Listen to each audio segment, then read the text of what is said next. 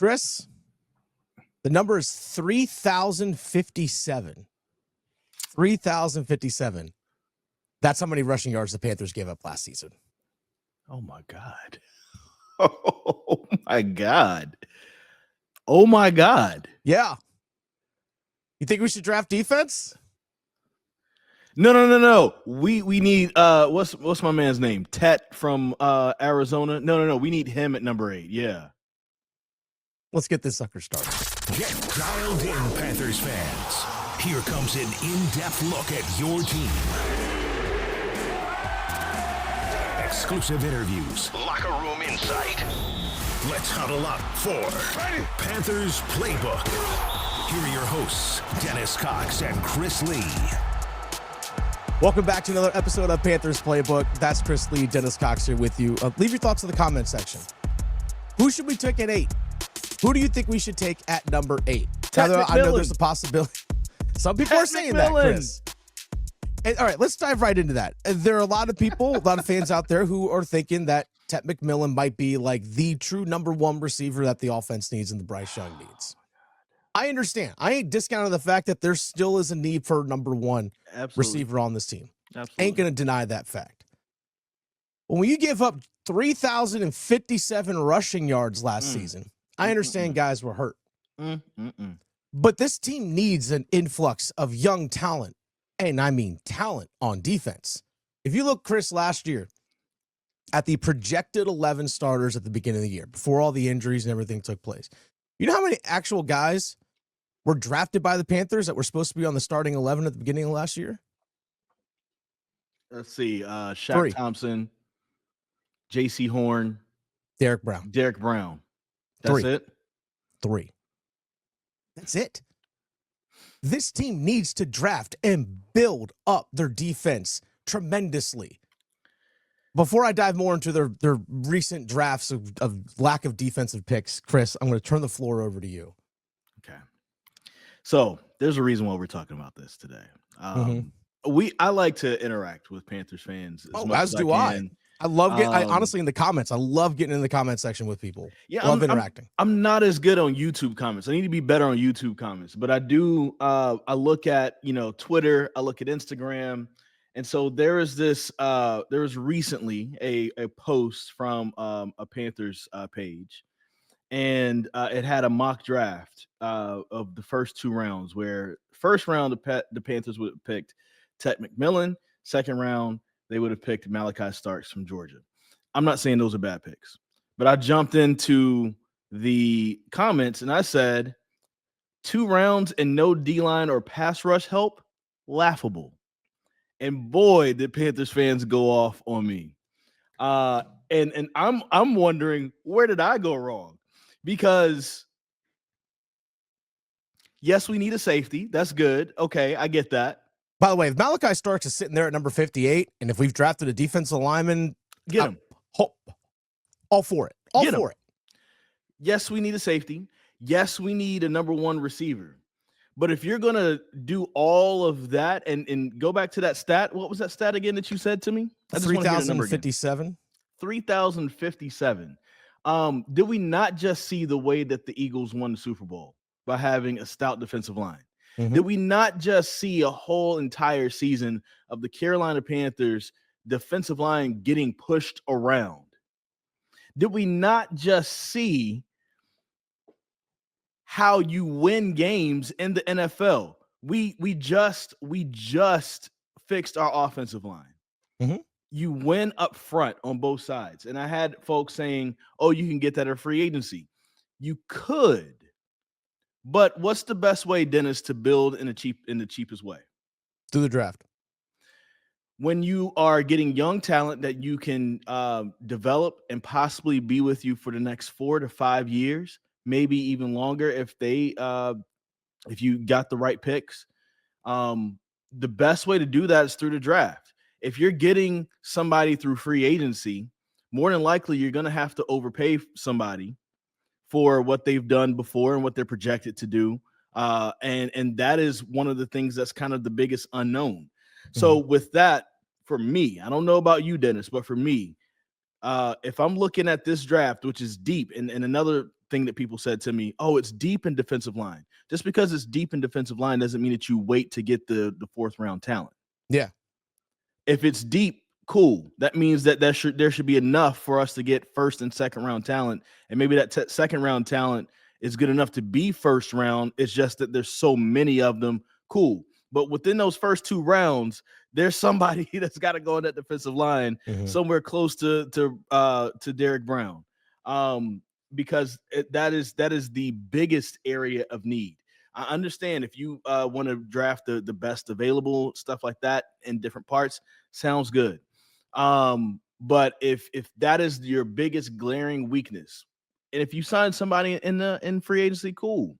But also, let's just remember, right? We signed A'Shawn Robinson last year in free agency. Not that he's bad, right? But did he make a big splash? Did he make a huge difference in the Carolina Panthers line? Shy Tuttle was a free agent signing a couple years ago. Jadeveon Clowney, free agent signing. DJ Wanham, free agent signing. Josie Jewell, free agent signing. Jordan Sounds Full, like free we agent. did that. Yeah. Sounds like we did that, guys. Yep. Like, come on now. Come on, man. Like, we got to get younger. Got to get younger. And you've mentioned before our cap situation. What's one way to push the cap towards our cap towards the highest part of it? It's to sign these free agents. What's one way you can stay under that cap? Rookie contracts. Now, you can make a couple splashes. If you get Milt Williams, I'm all for it. But I still say you still got to draft defensive line. Because guess what? We found out last year, once you get past the starting 11, there are other guys that still got to play. You rotate defensive linemen. You rotate in guys in your secondary. You rotate people. And what happened last year? You didn't have a good starting 11, and then they all got hurt. You got to have depth, too. Chris, I want to take you all the way back. We just watched the team win a Super Bowl with the defensive line that they pretty much just drafted within the last 3-4 seasons. 4 years. Yeah. Depth, guys that rotated. The Philadelphia Eagles have taken a first-round defensive tackle in 3 straight years. Drafted. Let me take it all the way back to 2015, Chris. All the way back to 2015. I'm going to read you all the names. Now, I say premium picks are rounds 1, 2, and 3. Those are premium picks. Those are the top 100 picks of the draft. Those are premium picks. What are the premium positions in the NFL outside of quarterback? Offensive tackle, particularly left tackle, but offensive tackle, edge rusher, and also the interior of said lines, right? Those are the premium positions, right? And then eventually on defense, you get to corner. But let me actually tell you the amount of people that have been drafted on the defensive front. I'm talking guys, hands in the dirt since 2015. Well, actually, no one was drafted in 2015. I'm talking rounds 1, 2, and 3. 2016, they drafted Vernon Butler, first round. Didn't draft another defensive lineman in the first 3 rounds until Brian Burns in 2019. 2020, you had Derrick Brown and Yetur Gross-Matos. And then in 2023, you drafted DJ Johnson, third round. That's it. 5 guys that you've drafted in the first 3 rounds where they actually put their hand in the dirt on defense. That's it. And we wonder why our defense stinks. Do we see the problem? There is a massive problem. Do we see the problem? You look on the offensive line. Look on the offensive line since 2015. Only 4 offensive linemen have been drafted in the first 3 rounds. Only 4. Taylor Moton, really good. Solid as a right tackle as you can get. Really, really good. Greg Little, didn't quite work out. Brady Christensen, Ike Ekwonu. That's it for rounds 1, 2, and 3 over the last 10 drafts. And you wonder why we had to go pay 2 offensive guards. Yeah. Because you haven't invested your premium picks in these premium positions. We heard Dave Canales and Dan Morgan talk about it all starts with the ball and you build out from there. Yes. That's how you got to build a team. Again, hand in the dirt guys. I gave you 9 guys drafted first 3 rounds over the last 10 years. Hand in the dirt guys with premium picks. And that's the thing that, like, you know, you really have to think about when it comes to, and yet, look, I'm not against free agent help, right? I'm not either. That's fine if you do that. But also, like, we haven't tried building out through the draft. We haven't tried that yet as far as like our lines. And one of the things that that Dave Gettleman got right is that he liked the hog mollies, is what he said. He likes to get the big guys up front. And we have kind of gone away from that for a while, as you just pointed out. And pretty much since then, the Carolina Panthers have had a very hard time of winning the line of scrimmage. We had a guy. We've had some players that have patched up our holes. That you have players who are so good that they make you not see how bad things really are. Mm-hmm. Christian McCaffrey. Imagine if Christian McCaffrey, prime Christian McCaffrey, right? Because he's kind of getting up there right now, was able to run behind this offensive line that the Carolina Panthers had. He never had this line. No. He never had this line. No. A lot of what he did with the Panthers, he was creating on his own. Mm-hmm. He patched it up. He made it look good. Imagine if he ran behind this line, right? Mm-hmm. Imagine if the Carolina Panthers had a really good defensive line that they drafted, like I'm going to bring up the Eagles again. And that's what we had on the other side of the ball when the Panthers didn't have the ball in their possession. Things will be so much better. Like from there, like you really don't have to go out there and reach for some of these other positions. You don't. And it makes it easier for you once you have that settled and have that anchored in together. Then all of a sudden now you can, like you just said, build out and have everything else. And I'm going to be real. I don't care if we don't get a number one receiver this year, because we're not going to the playoffs this year anyway. No. You know what I'm saying? Like, do I want that person for Bryce Young? Absolutely. But if I have to have another year of Adam Thielen as the number one receiver, just so we can build out the defensive line and the rest of the defense the way that it needs to be, I'm cool with waiting a year. We don't have to reach on Tet McMillan or somebody else like that at number 8 for that. Like, go get some pass rush help, because that also is something that wins games. And clearly the Panthers lost a lot of games this season, not because the offense couldn't keep up, not because the offense couldn't score points, not because Bryce Young or Andy Dalton, whoever was that quarterback, couldn't move the ball, not because Chuba Hubbard wasn't doing his thing, toting the rock. Mm-hmm. It's because the defense couldn't stop anything. They couldn't hold water. No. And me and you were at plenty of games where we just witnessed it. It's like this game was winnable if only they could stop the run and they just weren't getting gashed every single play. So the Panthers gave up over 31 points a game. It was 31.4 points per game last season. Dead last in the league. By the way, they gave it the most points in a single season in NFL history. But in terms of points per game, I think it was like 4th or 5th worst, maybe 6th. Either way. There's only one offense in the NFL that actually outscored what the Panthers gave up defensively. That was the Detroit Lions at 33.2 points per game. Even the Buffalo Bills at 30.9 points per game wouldn't have been able to overcome that defense. The answer is Tet McMillan. I'm not saying like Tet McMillan won't be a good receiver. Not saying that at all. You know, it's nothing against him at all. It's not.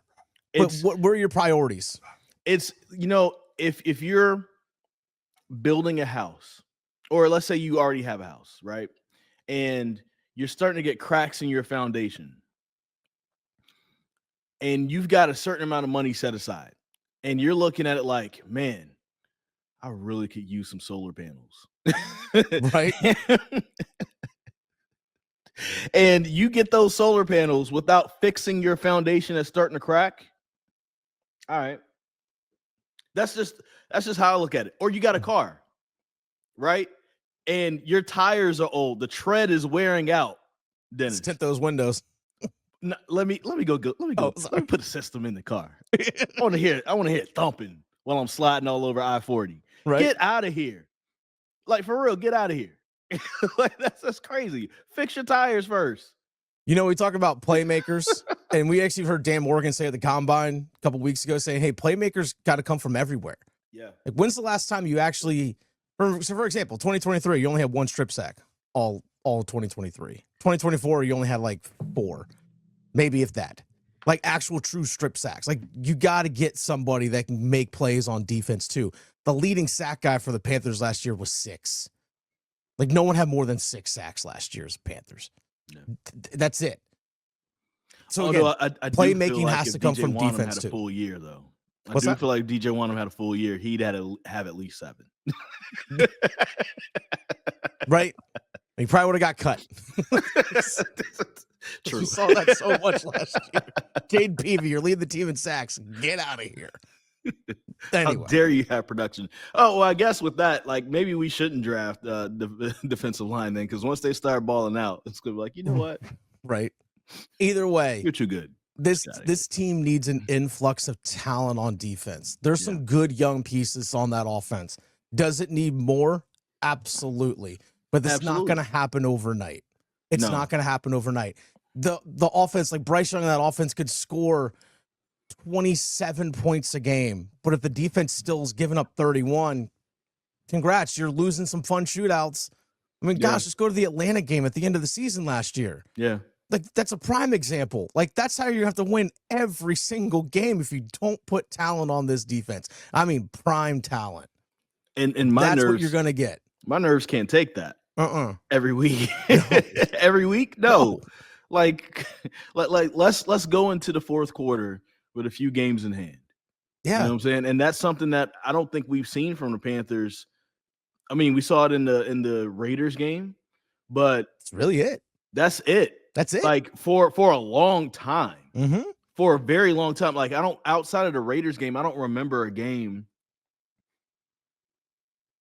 Like, I don't know, maybe since Matt Rule's first year in 2020, that maybe. there was a game where you go into the fourth quarter and pretty much the game is in hand. You just have to continue to get stops. Like, the Panthers, like, y'all should be tired of of like winning these games on the last second and in overtime. Mm-hmm. You know, and one of the ways to prevent that is to make sure you can get stops. And we talk about, you know, oh man, they almost beat the Eagles. They almost beat the Chiefs. Those are the 2 teams in the Super Bowl. You know what stopped them from beating those 2 teams? Defense. Getting stops. Yeah, that's part as of much it. as much as I want to blame Xavier Legette, and Xavier Legette did drop a touchdown pass that could have given them the lead and possibly could have had them beat the Eagles, right? There's still going to be time left on the clock, and the Eagles still could have possibly scored because they would have played the Panthers defense. Yep. So at the end of the day, it's really about stops. What wins championships? Defense. Okay. Even look at the Chiefs when they won the Super Bowl a couple years ago. It was their defense. It was their defense. Even this year, their defense was good. When the Panthers had the best offense in the NFL in 2015 and just scoring all over people and dabbing all over people, what stopped them in the Super Bowl? Defense. Specifically the Von Miller. Defensive line. Yeah. And who's on the other side of Von Miller? Tell me. Was it who's my man's name? Was it Demarius? Oh, DeMarcus Lawrence? DeMarcus. Yeah. Is that who it was? Either way. Defense. Oh, also that 2015 Panthers defense was pretty awesome. You know who you had up front along with Luke Kuechly? Yeah, KK Short and Starlet too. 2 defensive tackles that you drafted in picks first and second round in the same draft. Charles Johnson. Shouts to him. Anyway, there's a theme here. There's a theme here. There's a theme folks. Here. And it's not just in free agency too. Like, you're not gonna, you know, cool. They did it last year for the offensive line. Cool. You can't count on that. What you can count on is we have 9 picks and we have this number 8 pick, and we can do something really special with in an area of need. You know, yes, we need a wide receiver, a number 1 wide receiver, but what do we need more? Defense. And you have your pick of guys. You want to go Jalen Walker, James Pierce, Michael Williams, whomever. Like, there's whatever you think fits best. Make it happen. Make it happen. Chris, I love you. By the way, free agency starts next week, folks. Free agency starts next week. Even if you sign Milton Williams, I'm still saying draft defense. Oh, yeah, the guy we're talking about, DeMarcus Ware. That's who we said, DeMarcus Ware. Anyway, either way, folks, it's all about the defense. Let's make this happen. But free agency next week, Chris. Let's make it happen. We're going to have another episode for you all next week when free agency gets started. It's going to be a wild time. It's going to be a wild time. Again, if you sign Milton Williams, another safety, I don't care. You still draft that defense. Long-term solutions. Chris, I love you. We love you also as well, listening and watching. So leave your thoughts in the comment section. We'll see you guys next week.